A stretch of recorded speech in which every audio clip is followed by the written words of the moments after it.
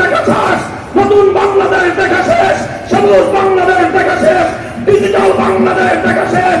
এবারের বাংলাদেশ হবে ইসলামের বাংলাদেশ।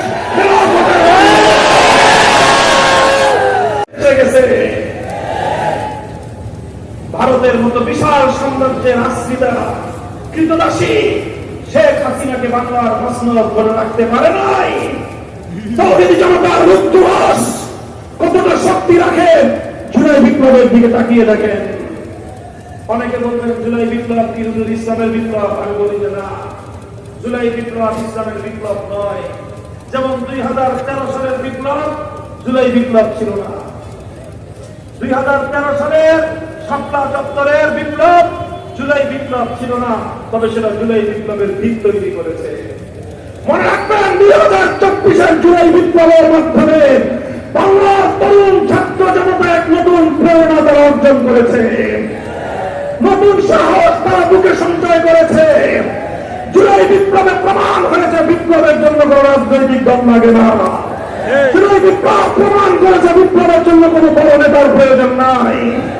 বিপ্লবের জন্য প্রয়োজন একদল বিপ্লবী সাহসী উদ্যমী তরুণ জনতার প্রয়োজন। আমরা বাংলার মাটিতে নতুন স্লোগান তুলতে চাই।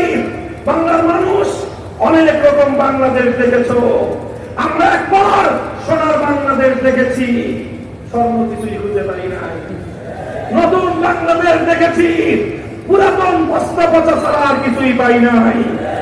সবুজ বাংলাদেশ দেখেছি, ধূসর মরুভূমি ছাড়া কিছুই দেখি নাই।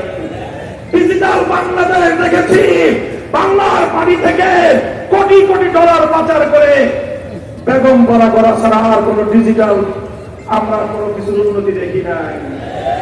সোনার বাংলাদেশ দেখা শেষ, নতুন বাংলাদেশ দেখা শেষ, সবুজ বাংলাদেশ দেখা শেষ, ডিজিটাল বাংলাদেশ দেখা শেষ।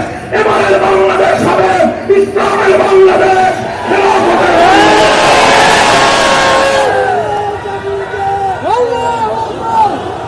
এই প্রস্তুত আছো? বিপ্লবের জন্য প্রস্তুতি গ্রহণ করো, বিপ্লবের জন্য নিজেদেরকে প্রস্তুত করো, খোদার দরবারে অস্ত্র ছেড়ে ফরিয়াদ করো, ঘাম ঝরানো মেহনতের শ্রম দাও, বুকের মধ্যে শাহাদাতের রক্ত সঞ্চয় করো। এ মাটি আমার পূর্বপুরুষরা আজাদ করেছে, এ মাটির চূড়ান্ত গন্তব্য হবে সোনার মদিনার ইসলাম। ইনশাআল্লাহ আল্লাহ পাক রব্বুল আলামিন কবুল করেন আমাদের পূর্ব